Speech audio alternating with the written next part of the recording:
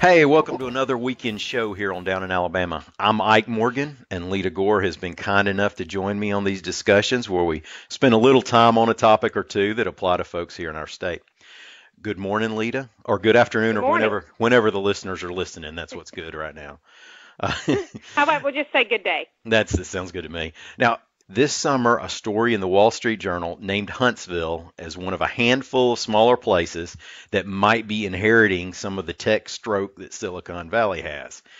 Now, Huntsville's not a real big place, but pound for pound, it's the Rocket City, and it holds its own with technology and scientists and engineers and a lot of the smart fields. But then Forbes ran a feature that referenced, quote, Birmingham's bid to become the Southern Silicon Valley. And that's Birmingham, the big iron city. My old granddaddy used to ask me how I was getting along in the working man's town, right? But of course, now it's a big medical town too, and some other things. I live in Birmingham, and Leada grew up here, but now she's in Huntsville. Leada, my first question: does it feel like you're in Silicon Valley? Well, it actually kind of does. um, they are very different cities, which I guess we can talk about. But a lot of people, every time somebody comes here from out of state, if you take them to our research park here, which is Cummings Research Park, it's the second largest in the world. And so, you drive by and there's every defense contractor and all these high-tech computer places. And so it is very much that type of feel. The big difference in, say, like a Silicon Valley where you've got lots of computer stuff is we throw in missiles and helicopters. Right. That's the big difference as far as Huntsville is. We'll shoot you down while we're. That's right. I mean, that's what they're doing. They're developing technology to shoot people down, and to me, that's the big difference. But it does because we have a ton of engineers and we have a ton of high-paying tech jobs. So there is that high-tech feel, but yet the cost of living is low. So Oh that's yeah, a big benefit, yeah, compared yeah. to, say, Seattle or something. Yeah, and we'll definitely get into that a little bit when we talk about the whole thing. What got this discussion going was a story we had on AL.com. William Thornton wrote it with the headline, "Which city is the Southern Silicon Valley, Birmingham or Huntsville?" And we couldn't stand not attacking that because we're pitting these cities against each other, right? But regular listeners have heard Bill's reporting on the show during the week before. Now we got him live. It's good to have you, Bill. And people who ain't Good from evening. good evening, right? I'm sure it is. Now, Yeah. people who ain't from around here, as we like to say, might be baffled by the idea of Alabama being the Silicon Valley of anything, right? What is it that's bringing Alabama and technology together? Well, you've got what Lita mentioned, which is, historically Huntsville going back to Cold War days was the Rocket City. So you had this confluence of aviation and technology in the drive to get to the moon.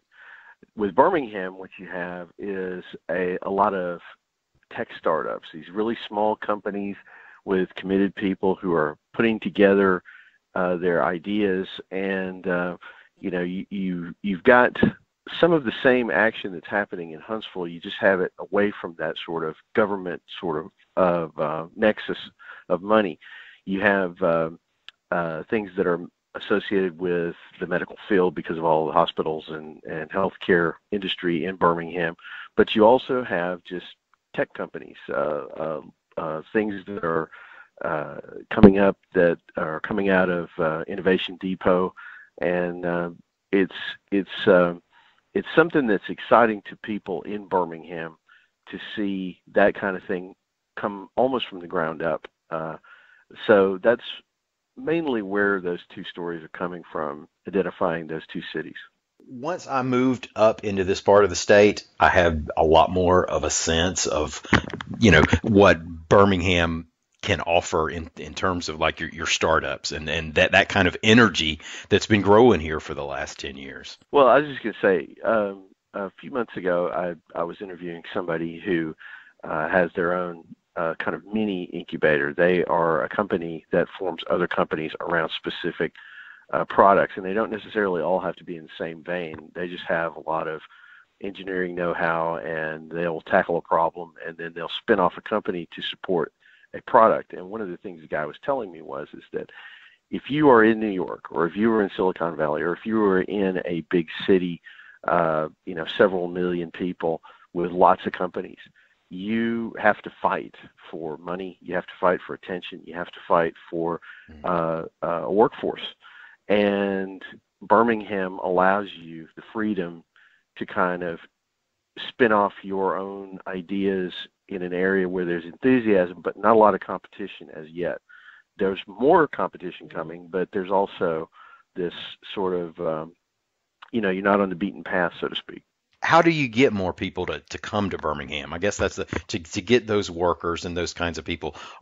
They're doing it for the freedoms in Birmingham and I guess the money that's in Huntsville. I think also there is a difference, and that is that in both cases, the boom and the need for new technology is driven by necessity, which is in Huntsville, you had NASA that was doing all these things. Well, you had to have technology to support that. And then you had actual Army munitions here. That pulled out, so people had to fill in the void, and they were lucky and smart enough to diversify at Redstone Arsenal so that it's, not just the Army now. You have NASA, you have ATF, you have FBI, there's no telling what all's out there. We don't even know. And it's sort of the same thing in Birmingham. My father grew up when I grew up, my father worked 30 years at a plant in Birmingham. And while his plant is still there, a lot of them aren't, or the jobs aren't paying what they were, and the benefits aren't there that they used to be. So I think what happened is you have to have these technology and these new ideas and changing with the times because it fills that void. So it may be that Huntsville's just further down the road of getting those things done. The one thing between the two communities is money. In Huntsville's case, you have a lot of government money that's there in terms of grants, in terms of programs, in terms of projects. With Birmingham, what you see is the problem that other tech startup communities around the country have is capital. You have some capital, but you don't have the kind of capital that you have in, say, a Silicon Valley or Austin, Texas, or Seattle or whatever. Some people are trying to take advantage of that. A few weeks ago, we had the formation of what they call the Alabama Futures Fund, which Charles Barkley and several other heavy rollers or big hitters came up to the bat and put together a capital fund with the idea of funding these kinds of companies, not just in Birmingham, but throughout the state. And the idea is you don't get any money unless you move your headquarters or you form your headquarters in the state of Alabama. And a lot of people are pointing to that as kind of a turning point in a way that one of the problems that Alabama as a whole has had has been access to venture capital. In Huntsville, you have a lot of capital there because of the government presence, something that you don't necessarily have in Birmingham, but maybe some of that's changing. Let me say this, too, because Bill touched on an interesting point, and it's a hard one for a lot of people to understand. And I didn't understand it until I really started looking a lot at government contracts, because so much of what goes on in Huntsville, I've always said people in Huntsville couldn't tell you who the governor is, but they'll tell you who the Assistant Secretary of Defense is, because the money up here doesn't come from the state. It comes from the federal government. And contracts for these type of things, you'll see, Boeing gets $6 billion contract, and some of the work will be performed in Huntsville. They don't actually hand you a check for $6 billion. It's almost like you're drawing upon it, and there's different things like that. And a lot of that money comes into this community and goes out of this community in the form of contracts because it's going to, Massachusetts or Arizona or wherever they're headquartered. But the big difference is what does stay here are the salaries paid to employees. And just at Redstone Arsenal, let's say 36,000 people are at Redstone Arsenal. There's only 1,200 uniformed personnel. So there's only 1,200 soldiers. The rest are all contractors and government employees, and they make a lot of money. And so the difference is not just that we've got contracts, we have money coming into the businesses, it's that the wages are higher. And when you get higher wages, you get better housing, you get better schools, you get all those things that come with it. And I think that's where Birmingham struggles a lot, is paying those higher wages that then it comes into, you can attract a Remington in Huntsville or a Polaris in Huntsville or the new Toyota Mazda plant. I hate to go on and on about Huntsville, but we've had a lot of success in the last 2 years. Well, so yeah, it's those kind of plants that come in. And it's still small enough up there that the cost of living is relatively contained, at least for now. Sure. Oh, yeah, and we don't have they're expensive houses, but they're still affordable houses, but yet on a whole, the schools are all very good. The public schools are very good. So the struggle that we might have, that Birmingham might not have, is not finding enough workers. You're always wanting to build more housing for workers in places that because you've got to attract those bodies to work at that assembly line. Mm-hmm. You just touched on something, though, that the reason that Huntsville and Birmingham are both getting this exposure is because of cost of living, because Silicon Valley itself is horribly expensive. It's a house in that area in the lower San Francisco Bay runs you about $1 million more than a house in Birmingham or Huntsville. And, that translates not just into housing, but also cost of living in every other sphere. It's expensive to live in California. It's especially expensive to live in urban California. And when people look around for places that don't have those costs, they're naturally going to gravitate to the South because of the low cost of living here. It's the one thing that we always trumpet when we're trying to bring in new businesses. You got to come down here, you got a low cost of living, low taxes, all that sort of thing.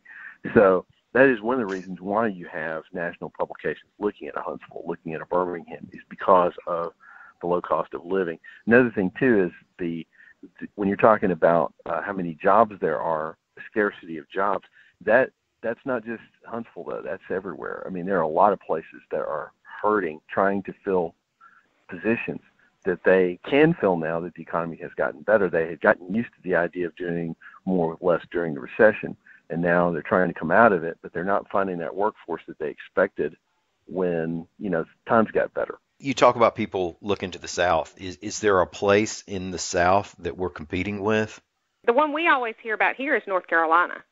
It always comes down to for Mazda and all these others to North Carolina, and a lot of that is a low union presence because these companies don't want to go places where there are big unions. Alabama's not a union-friendly or heavy state, and so it comes down to that. Our cost of living's a little lower. Their education system is better. So we hear, and I think Birmingham deals with North Carolina too. North Carolina, South Carolina, that region. Not as much Mississippi, and I think that's interesting because I know that Nissan has a large plant in Mississippi. I'm sure Alabama would love to have had that giant plant, and Nissan has found a real struggle to keep workers there. So there's definitely a competition, but I think Alabama usually comes out pretty well. There's two things there with North Carolina. It's also, you see this in terms of, say, competing with, say, Atlanta, is just in terms of infrastructure. Some of these companies are looking for infrastructure that's already there that they can pull on. Remember last year there was a big push for Amazon's second headquarters, and Birmingham made a push for it, Huntsville made a push for it. But the thing is that they were looking for an enormous amount of already existing infrastructure. They were talking about hiring 50,000 people for this headquarters, if I remember right. That is an enormous workforce. And, you're also looking for people with very technical skills, highly trained workforce. And, to be honest, Alabama as a whole struggles in that. It's largely because of, our reputation in terms of education and going back historically. So, there are some places that are going to have built-in advantages over Alabama. Going back to sheer numbers. I mean, I mentioned it in the story. Silicon Valley is an area of about 4 million people. There's only about 4.5 million people in the entire state of Alabama. Yeah, that's incredible. I've not broken it down like that. Well, and also we forget about this. I mentioned this kind of briefly in the story, but Huntsville and Birmingham are two largest cities in Alabama, obviously. But you're talking, when you say Silicon Valley, you're talking about 10 to 12 cities That's how big that is. And you're talking about cities that have, large portions of their population are engineers, are IT people, are, you name it. They have the people there. Now, that didn't happen overnight. Obviously, they came there, but they've been making Silicon Valley ever since the end of World War II, basically. And a lot of things went into building it. And, I mentioned in the story, in a way, you could see in 50, 60 years something like a Silicon Valley involving both Huntsville and Birmingham, because they're not that far apart, in terms of geography. Obviously, there are some major differences, not just, in terms of the background of the cities, the infrastructure, all that sort of thing. But you could kind of see where some of these companies would work together in between the two cities to kind of build things up. Well, yeah, I think, it can be a whole corridor, a southern Silicon corridor with I-65. I mean, Coleman will be the home of the smartest people in America. It now already y'all gonna have is. to convince. Y'all gonna have to convince Huntsville that they're actually part of the rest of Alabama, though. And I'm not sure they want to do that. Yeah. And that is, and I'm saying, I say that tongue in cheek, but there is not. I mean, and the difference is not that everybody up here is like, oh, how dare you be part of Alabama? That's not it. There's so many people here who are not from this state. Yeah. Whereas when I grew up in Birmingham, I knew very few people who were from somewhere else. And if they were from somewhere else, dear Lord, they were from Georgia or Mississippi. And I can walk out my front door and tell you where this, I've got somebody from Utah, I've got somebody from California, I've got somebody from Arizona. They always say, well, I came here and Huntsville was better than I thought, but I went to fill in the dot place in Alabama, and oh my gosh, So I think there's that sort of hurdle to get over. That said, one of the reasons I think that has not happened in the past is North Alabama in particular is amazingly low represented when it comes to the governor's office. And we've never had that, real person who could tie the whole state together. It's just not ever been there. I mean, we had Guy Hunt from Coleman, what was he going to do? But fly up here and preach at us. But other than that, we were good. So I don't know, if we had that, and this is not a, endorsement, go Tommy Battle in the future. That's not what I'm saying. He's the mayor of Huntsville, if you don't know. But someone who could sort of champion that other than just show up for a ribbon cutting that's in Huntsville. That would be good. Yeah. Yeah. It's we recently got a new ball team up in Madison, which is close to Huntsville up there. And my suggestion for the nickname, they had a big to-do about, and everybody voted on the nickname, was for it to be the North Alabama Transplants. It just really seemed to fit. As opposed to the Trash Pandas, which is where they landed. Right. Well, and that's kind of I'm glad you mentioned Madison, because I actually live in Madison as opposed to Huntsville, which is like saying I live in Homewood as opposed to Birmingham. It's kind of the same thing. But Madison's a town of 40,000 people, and in Alabama, that's actually a big place. So it's sort of the transplanted. But what's interesting is, if you look at, you go into one of these high schools here and ask them if they have an engineering team or a rocket team. They all do. I know of a school in a low-income area that has brand-new computers. Everything's brand new because Raytheon donated it to them. So, that's another difference. What a benefit. The corporate sponsorship and the brain trust. Because not only do you get, our Boys and Girls Club here has people that are engineers that come in every week that do nothing but STEM. So it's that constant. Now, the difference is, though, although it's changed a little bit, when I was in Birmingham, it was medical and insurance. Those were the two big industries, other than your steel and your pipes, but it was medical and insurance businesses. Big insurance businesses. And medical is still there. Medical in Huntsville, we have some good facilities, but it's not that sort of driving force that it is in Birmingham. So it'd be interesting to see, other than Hudson Alpha, which of course is amazing, but it'd be interesting to see if maybe that's not a better way to unite the places, is sort of this cutting edge medical technology and research, which would be, to me, a little easier to do than transplanting, making missiles to Birmingham. That would be tough. That's you when you're talking about Birmingham, though, you're not just talking about Birmingham, especially Exactly. if you're talking about schools. You're talking about Hoover, Homewood, Vestavia Hills, Mountain Brook, and I covered cities around Birmingham, suburbs for almost 10 years with the news, and they're having different conversations in Clay than they're having in Mountain Brook.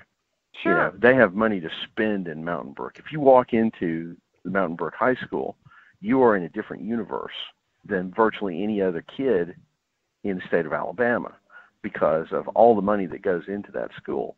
And that's a different experience than, say, somebody over in, Bessemer or name your suburb, Fultondale, Gardendale, however it is. Okay, I have to tell you that okay. that to total aside, but this is kind of how we roll around here, is that for the longest time when my husband and I were going to Birmingham, because he's from Mississippi, he's from the the big developed part of Mississippi, you would pull into Gardendale and he'd say, well, we're in Birmingham, and I would say, no, we're in Gardendale, and then we'd get to Fultondale or whatever, and he'd be, we're in Birmingham, no, we're in Fultondale, we're in Hoover, no, we're so that you hit on a very important point. People look at that all as Birmingham, but I don't, because I grew up there. I think of Birmingham as downtown. That's what I think of. Yeah, and when you get people in that conversation about Birmingham, that's a distinction that I think sometimes gets lost. Is some of the tech stuff that we're talking about is downtown Birmingham. The Birmingham metro area involves a lot of suburbs and a lot of conflict, which has been one of the limitations of the area economically. Going back several years. Well, they're going to have to fix the crime problem. I mean, let's just be real blunt. I mean, Huntsville's had its moments this year that I think, oh my gosh, are we turning into Birmingham? But Birmingham has a bad reputation for crime, and I just think that's going to be, if I was recruiting against them, if I'm the company recruiter, the first two things I would pull out would be crime in schools. I mean, in education, and I think that's got to be addressed in a lot of ways. And I think there's some positive momentum there. But I think for Birmingham, that's the two biggest stumbling blocks are crime and education. I think some of that may be changing in terms of the reputation that the city is getting in the last year after Mayor Woodfin's election. Because, we've done a lot to try and bolster the image of the city, and particularly the idea of the city leading in attracting some of these big employment projects, which I think has done a lot for the national reputation of the city. Oh yeah, he's the positive momentum I was referring to. Yeah, I mean there is a different attitude and different mindset, and let's just bear down now on some of those really big problems. But even the small things, as silly as it sounds, but just having more of a presence on social media and promoting some of the things you're doing, then you go back to these economic development places and say, hey, look, we just bought band uniforms for every high school in Birmingham. And, it's a positive message that I think Birmingham needs. But, again, I think it's all because, it's born of that necessity of if you can't count on U.S. Steel paying Christmas bonuses every year, you've got to find another way to do this.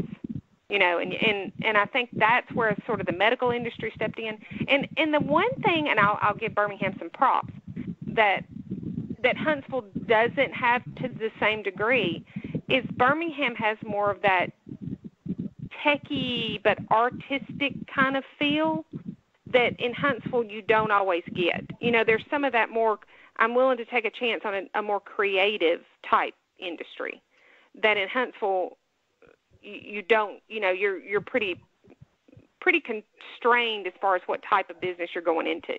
Yeah, it feels younger and freer and just that, yeah.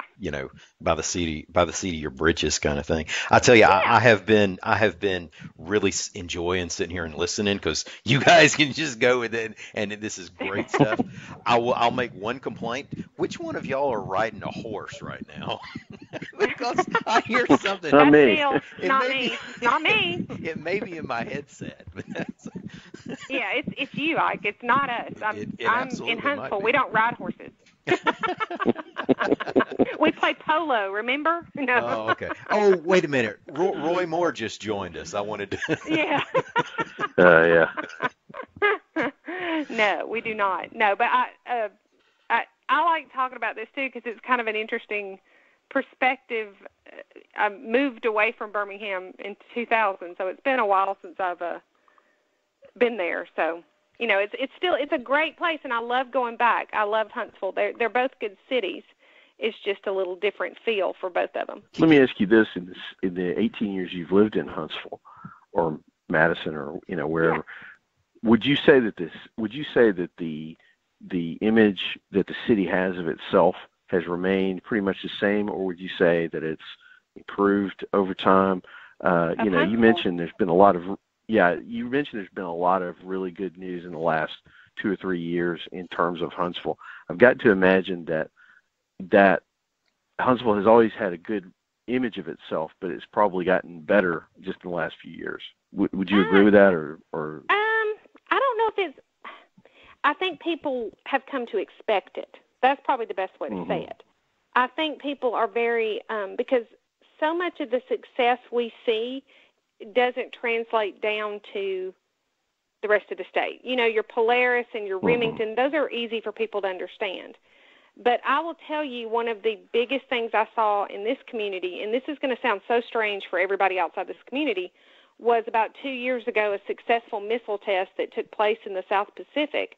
I saw more people watching their computers and waiting for the results of that missile test than I ever did anything about an economic announcement. So it's kind of a weird, dynamic that goes on. But no, I think people here are very proud of that. I think they like seeing money coming back into the community, and they like diversification. Because there is, even though Redstone Arsenal is very protected because they are so diverse, the Army could come in with another BRAC tomorrow and clean us out. And we have an Anniston situation, It's probably not going to happen because we are so diversified, but then you've got to have something to fall back on. And we saw that with like an Anniston where the military goes out, and then what do you do? I think your difference there is your workforce that's already there. Your workforce is already trained for those businesses. Because, that's what Huntsville does is much more highly specialized than just being a company town or a town that's got one thing going for it. Right. When Mazda Toyota opens up, you're going to have everything associated with that. You're also going to have, we could be here all day talking about the different companies that are there that don't really have much to do with the Defense Department or aviation. Well, you may tell you who the smartest guy in Huntsville is. I'm going to tell you who the smart lady. I'm not sure who it was. About 5 years ago, out in the middle of nowhere, this person came in and built this really nice luxury apartment complex. And I'm thinking, who would live out here in the middle of nowhere? Well, guess what? It is right by where they're going to build Toyota Mazda. And I thought, man, why did I not, years ago, why didn't I figure this stuff out? But so, again, you get these kind of plants, and then you get the big developments that come in. You get them more money. You also, though, that's why any slightest whiff of a government shutdown or something, this whole town's just like, or a slowdown in defense spending or any of that, you just get this collective deep breath because it worries people. There's just not going to be the same sort of money flowing into the community that there was. And there's expensive houses. Engineers buy expensive cars. Not so much houses, but cars. They all buy expensive cars. So they buy smart houses, but right, they buy smart cars. Houses and Teslas and stuff. Yeah, it's weird. It's weird. Well, that's why we need the private companies, and we need a Silicon Valley corridor right here, so they could not have to rely on the federals for everything. It is, but it's a very one thing smart I think I've seen here, and I've seen some of this in Birmingham too, is we have UAH, which obviously is trains a lot of people that stay here. But it's 10,000. It's not a huge college, and not everybody wants to go to a 4-year college. But what we've seen, which I think is really good, is we have a lot of 2-year community colleges that have come in and really tailored specific programs with certain businesses. They're working with Remington and they're working with Toyota, and they're training people, and these kids are graduating and starting in at $50,000 a year, which in Alabama is a great wage at $50,000 a year. So they're there's that sort of working together to be able to provide that workforce. And we don't have real bloated municipal job roles. Huntsville doesn't have 8 billion employees laying around. So I think that helps too. You're keeping it a little bit leaner than maybe a lot of places. I think in Birmingham's case, a lot of the economic spinoff and some of the engine behind some of the tech stuff that you're seeing is UAB. I should have said this earlier. UAB has done a lot in the last few years of becoming more of, for lack of a better word, an economic engine in this area. They have worked with Innovation Depot. They've worked in other programs to try and kind of foster that attitude. And you mentioned Hudson Alpha. Southern Research in Birmingham is also doing some of this work as well, and that's good. It's not a tech company, but Alabama has put a lot of pride into its automotive industry, and seen it boom over the last 25 years or so.